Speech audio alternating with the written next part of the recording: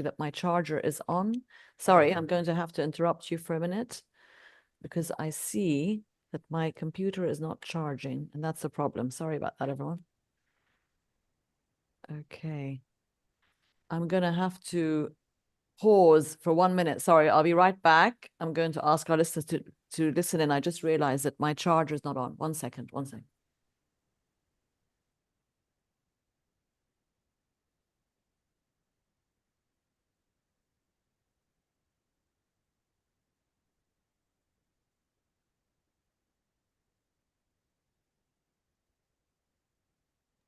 And I'm back.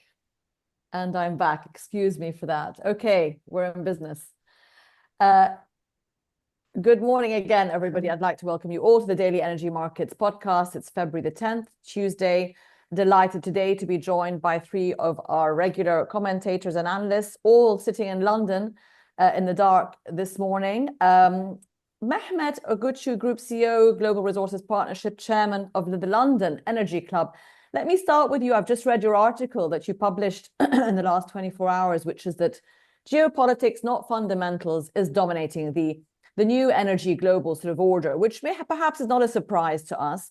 But let me ask you, how much of a risk premium is there geopolitically in the price today, and what convinces you that that's the case?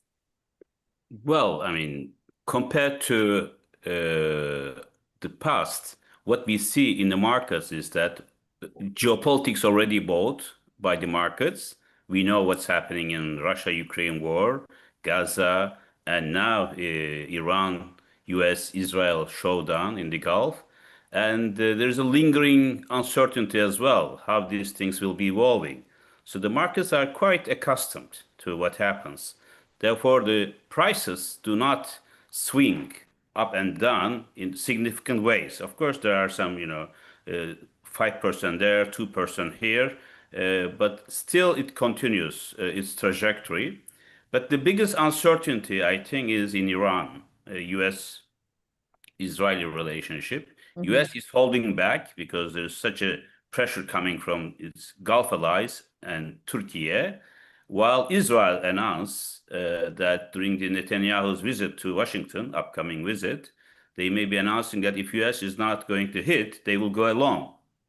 And this increased the risk of the Strait of Hormuz being mined and closed. We've been talking about this for ages. It never happened.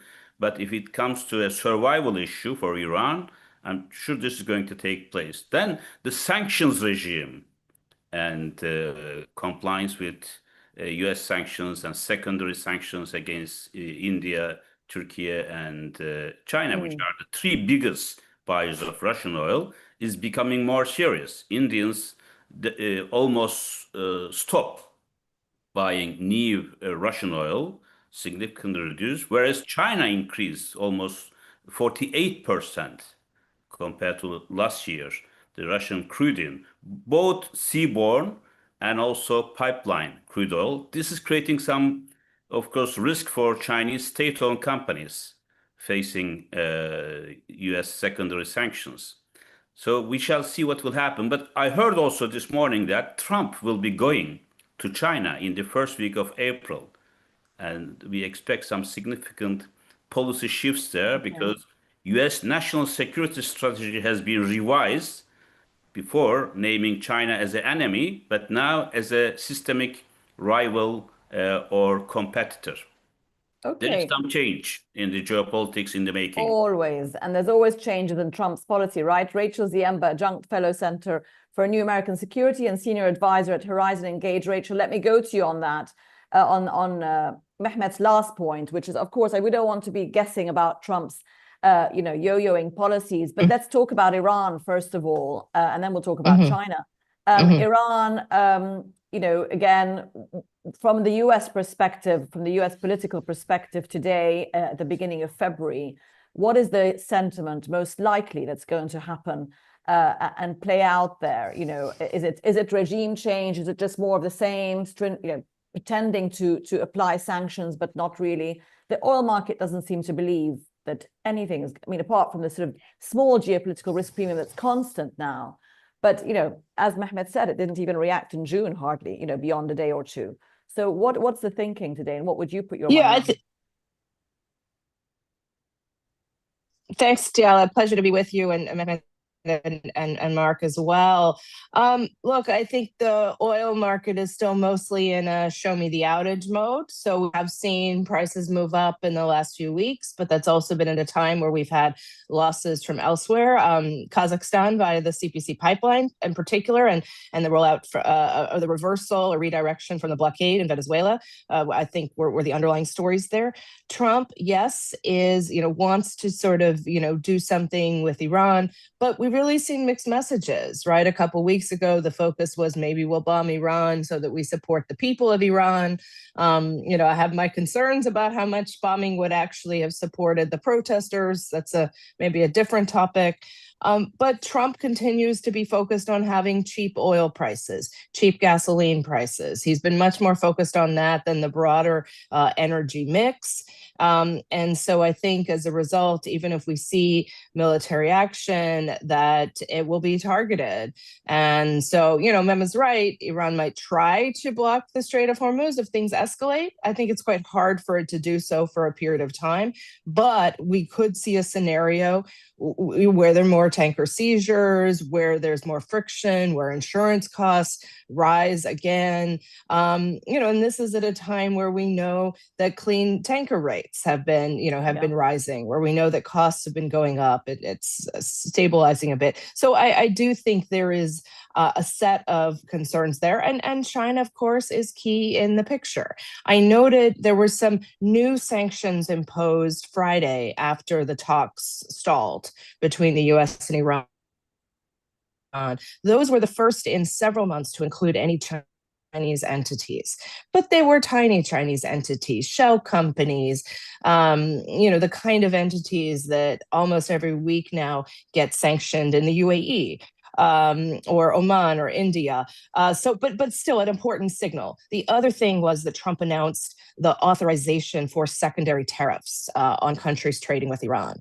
Now, I think the chance that Trump actually is willing to hike tariffs on Chinese goods by 25% at a time when he's desperate to sell agricultural products to China and chips to China seems a bit far-fetched. So I would see the oil market still, waiting and watching. And there, with the exception of these disruptions, the oil market looks pretty well supplied to me. And so I would think it will continue to shrug off unless there's a real change of pace from OPEC Plus, or a real circumstance that China is paring back on its purchases of Russian crude. Okay. Mark Ostwald, Chief Economist and Global Strategist at ADM Investor Services International. Welcome and good morning. I mean, a lot of factors there that both Mehmet and Rachel, I see, on both sides of the market, right, which lead us to a conclusion that things should be balanced. A lot of bullish, bearish factors. I mean, yes, there's supply, but people are saying it's not as much as people say there is at the moment. That should be bullish. We have some headlines this morning saying hedge funds increase their bullish bets amid Iran tensions. The IEA being very positive and bullish, saying that the demand, we're revising our demand forecast for the year ahead. So, yes, oil prices are supported, but why aren't we seeing them go up even higher, particularly in the context of other sort of assets, if you like, and commodities? Well, the other commodities are, shall we say, unstable. Gold and silver probably amongst the leading elements in that. Oil markets in part are not reacting too much because of that instability in precious and industrial metals. But I think it's also the case that what we're seeing is the market's been short for a very long time on this weak demand oversupply balance. It still sees oversupply, but we keep on moving forward. We keep on getting into this situation where both sides of that particular equation keep on being revised, whereby demand proves to be stronger. And it's, yes, China's, purchases are making a difference, but it's also the demand side. And this is a function of where we are in terms of the global economy.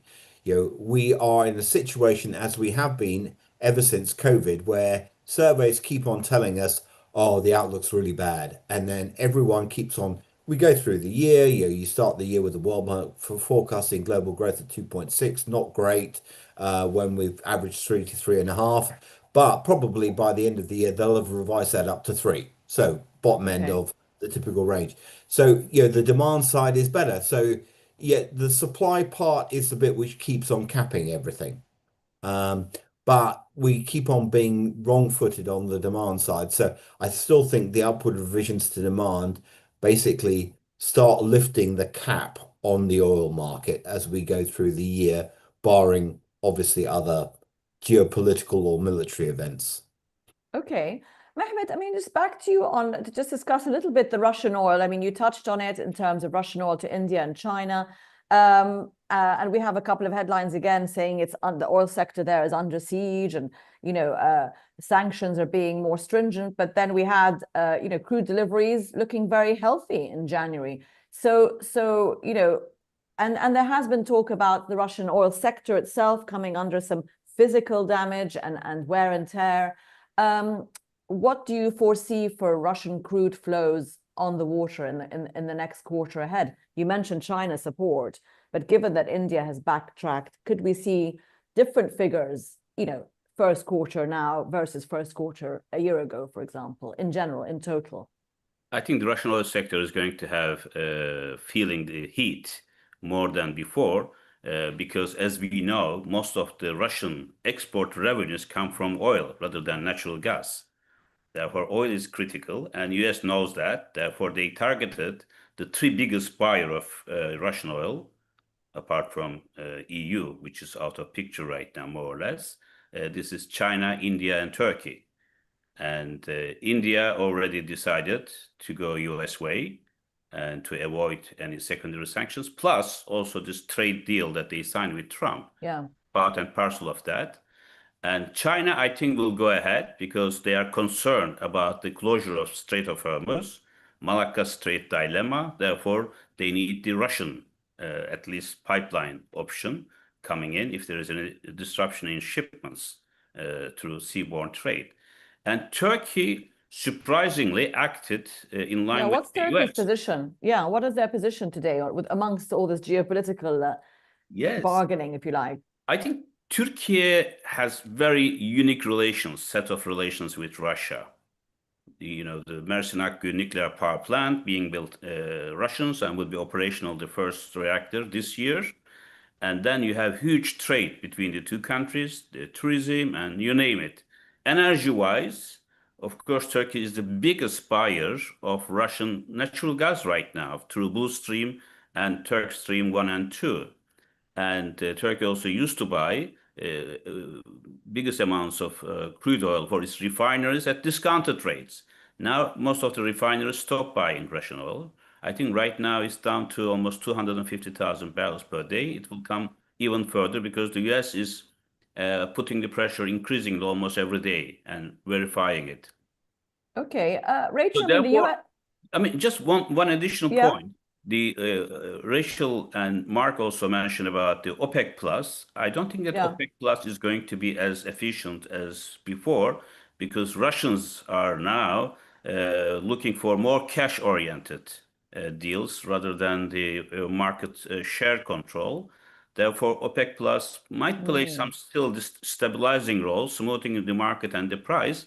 But I think it's going to be weaker than before. Then you also have supply disruptions in Libya, KRG, Sudan. Venezuela is coming to the market, but not as big as we hope it will come. There are infrastructure problems. So overall, I think the Russian crude being obstructed in many directions will have a great risk of hurting the Russian economy, then affecting the decision on how to go forward in the Russia-Ukraine war.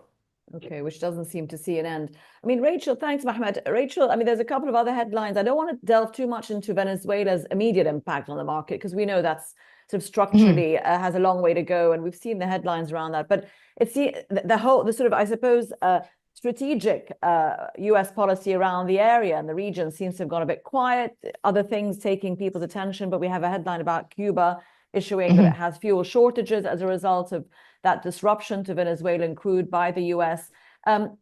Is there any sentiment in the region there, in the Americas, of nervousness of further activity by the US, or have we seen what we're going to see, and that's it? You know, it's a done deal, and you know, obviously geopolitically, domestically, Venezuela still has some things to sort out, but again, is that concerning markets and countries in the region at all in terms of supply?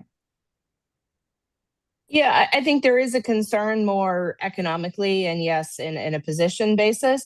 I'm not sure there's a big concern overall on supply, right? Cuba, of course, net importer. And in fact, Air Canada had to send planes to rescue people because there's not enough jet fuel to sort of send them back. But, you know, and so geopolitically, I think this is important, but we're still looking at an environment where Brazil is still adding supplies, where Guyana, right, you know, sort of the big new source of supply has continued to add, to the extent that Venezuela is ambling towards some sort of more security, then that might reduce some of the border and other risks with Guyana. So I think there are concerns overall, also question marks about China's role very much, you know, in the region, in the infrastructure, in the port structures and the like, in the mining sector. But I think on the sort of near-term supply outlook, will that be so on the agenda at the April, supposedly the April meeting between Trump and Xi? Is that, do you think the South America China influence versus, you know, South China Sea,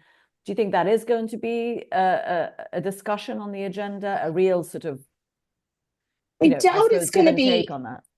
Yeah, I doubt it's going to be a big topic. I think Trump will be much more focused on trying to, as I say, sell U.S. agricultural products, maybe some energy products.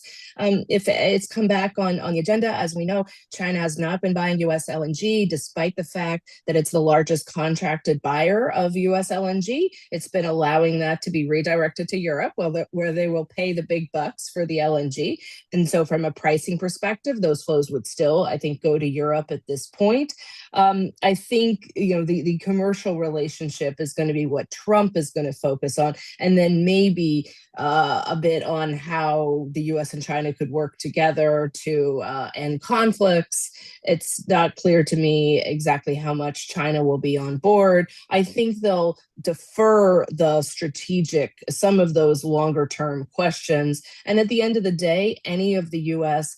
big mineral plans with a set of global players are really medium and long-term in nature.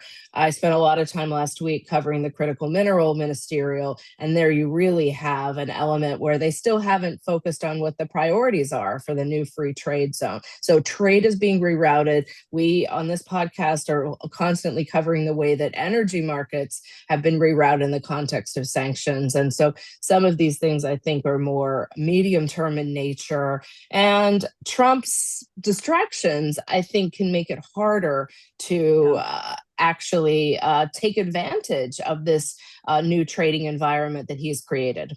Okay, I mean, Mark, let's take advantage of you being our Europe-based expert, if you like, and talk about that in the context of trade tariffs with Europe. I mean, where are we at now as we start this new year, having seen what, you know, Europe gave and took with the US in terms of tariff negotiations or threats?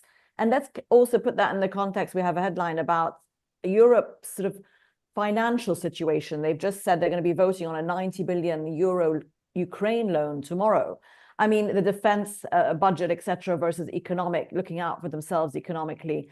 Is Europe in a better or worse position today, given those things, than it was last year? I mean, is it coming together even? I mean, leadership is in a mess still. You've got the UK shenanigans going on now also on top of sort of France. So you know, give us your sentiment on how you think your continent is going to do. I mean, Europe's not in a good place, and it's not in a good place for the same reason it's not been in a good place for a long time. It's unwilling to reform. It's occasionally comes around, and you know, Mr. Trump and Mr. Putin have both managed to unite the EU and also with the UK, because in both cases on Ukraine. But 6, 9 months later in 2022, all the bickering started again. Of late, they've been slightly more unified on Ukraine, but there's still quite a lot of dissent. Uh, Greenland, again, same Yeah. thing. There was great deal of unity, and people have spoken up about Europe's finally standing up for itself. I don't believe it because every time we've had these episodes, yes, they react okay in a crisis, but longer run, no. Um, and what you're seeing, most importantly, particularly in the energy sector, above all for product rather than necessarily crude oil, is the deindustrialization is coming because of the right, gas, for instance, power prices in Europe have largely decoupled from the gas price and coupled with the carbon price, and the carbon price has been steadily rising. There has been a little bit of an easing. So, and energy prices in Europe are the issue. That is Yeah. why it can't compete with the US, it can't compete with China, it can't compete with Asia. Um, and so, for a lot of people actually elsewhere in the world, it's becoming a very attractive export destination because of the industrialization. But any real signs that there is a long-term commitment to reform within the EU, to collaborating together on key issues, above all energy. On defense, yes, there is more cooperation, but it's still quite patchy. So I'm not particularly optimistic, and I don't believe the politicians that are there at the moment, many of whom are in a very weak position, are actually going to do anything other than something which serves them at a national level rather than at a Yeah. European level. Yeah, looking out for themselves. Mehmet, I mean, just back to your OPEC point, let's just look at the survey question there, which is what will move oil markets the most in the near term? Again, we've mentioned those things all this morning, a Strait of Hormuz real disruption risk, apart from what's already factored in prices. EU sanctions hit oil flows more than they have already, even on the financial side, or markets overpricing risk. So what is likely to move them in the near term most? Mehmet, just back to your points about you were mentioning OPEC Plus within the Russia context. And of course, we have the Venezuela element. Many people said last year after the Venezuela incidents happened that it is effectively de facto going to be like Russia, sort of within OPEC Plus, but not being counted in because of its political situation. Of course, they're not the only countries now.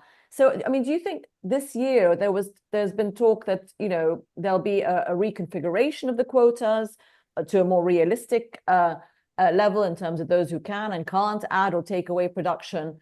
Do you think that the group will remain intact this year with all these, I suppose, dynamics happening, and the core 8 or core 6 even group of OPEC producers, perhaps now having to look out for their market share as we go forward?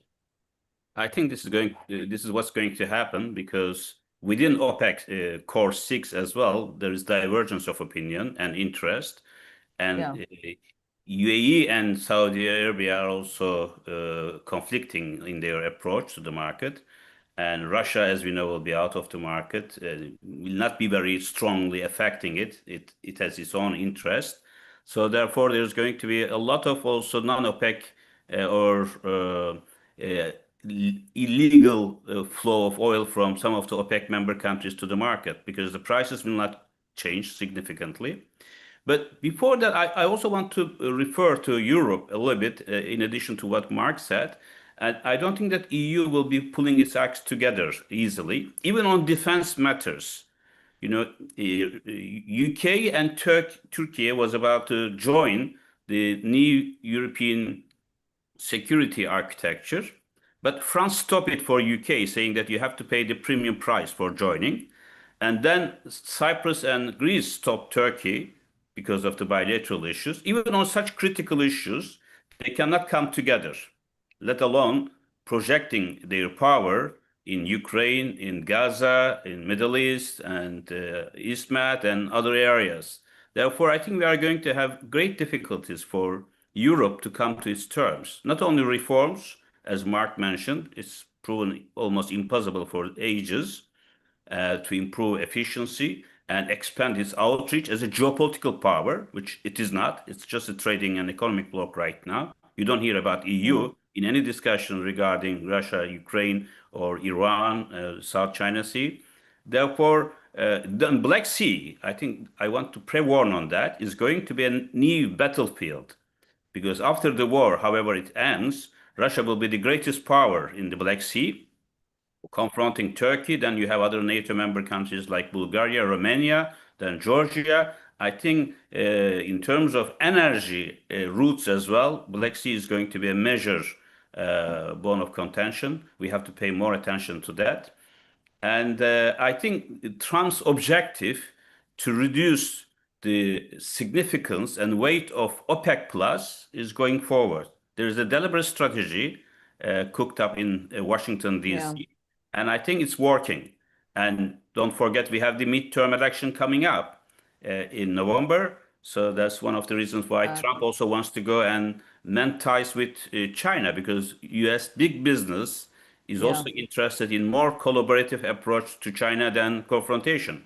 Yeah, oh, thanks, Mehmet. Rachel, let me go to you with that. I wanted to kind of come to the midterm election, seeing as we're in that year now. I mean, you know, obviously everything falls under that umbrella.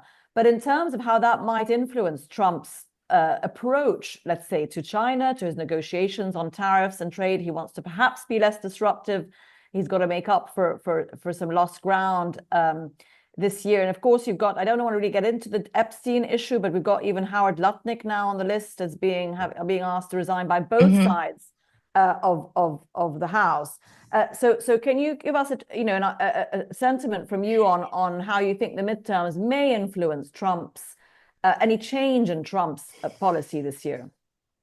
Yeah, I think we've already seen some shifts. This focus towards affordability, even if that's a term he himself dislikes, he thinks it was cooked up by the Democrats. But this focus on all the things that are increasing the sort of monthly costs of Americans. It's not only oil prices, which, as we said, are down. Electricity prices are a very big issue. Healthcare costs are going up. We've seen more of an adjustment on tariffs that are food related and goods that the U.S. can't produce, which shouldn't have been tariffed in the first place. But I mean, this is not the platform for that soapbox discussion. So I think we will continue to see them, balancing. I don't think his interest is in being less disruptive, but I do think his focus is going to be on trying to sell more American goods, and as I say, especially agriculture. The India-US deal probably doesn't involve a lot of agriculture and auto sales as much as Trump says it is, but that will be a talking point. Sitting here in the UK this week, it does feel that it's the government here that's maybe under more pressure from Epstein than Trump and his cabinet. They're a bit more Teflon in terms of things not sticking, but these issues, will come up in the midterms. And so I think at the end of the day, the off-cycle elections taught us, or should have reminded us, that Americans really care about what it means, what their daily costs are like. And if Trump's foreign entanglements are not really helping him with most of the base. So focusing on, it's the economy, stupid issues. Exactly. Back to the economy. I think is going to be going to be the real issue. And so Mehmet's right. He wants to avoid a big, hike in Chinese costs. But again, he's really going to, at the end of the day, he's focused on, in a way, the sectors he's actually trying to protect are the deindustrialized sectors. He's focusing on these primary products, not oil necessarily, but the effort to onshore production is really struggling. So balancing that, and I think it's those sectors rather than U.S. big business that are really driving this outreach to China, this outreach to other countries. And at the end of the day, I don't think he wants to make nice with OPEC itself, but they have a common goal. His goal is cheaper prices, and their goal is maybe more market share. And that, I think, is squeezing U.S. producers. But I know we're out of time. So yeah, we are. But I do more to discuss. We are. But I want to just give Mark a minute to wrap up for us, just to give us your perspective on the UK situation politically. Obviously, we've had one or two people calling for Starmer's resignation, but his own cabinet coming out in support. Give us what what's going to happen. You think he's going to survive this one? I doubt it, but it may take some time. I think really what we've found is the pretenders to the throne of head of Labour Party and Prime Minister weren't really quite ready for this, surprisingly. Yeah. But that's the story, I mean, that's the story of UK politics. There are 650 people in Parliament, and there isn't really a single leader in there. Starmer's not a leader either. So, he's protected at the moment by the fact that other people aren't ready. He's also protected by the fact that everyone knows that what they're picking up is a bit of a poison chalice. Labour are going to do badly in the by-election coming up. Labour are going to do badly in the council elections, and most people really want to see Starmer take the hit. Thereafter, I think basically his time as Prime Minister will be very brief. Okay, well, thank you, Mark. We'll wait and see if you're correct. Thank you so much, and Rachel and Mehmet for joining us all this morning from London, and have a great day and week ahead. All the best. Thank you, Diala. Thank you. Thanks. Bye-bye.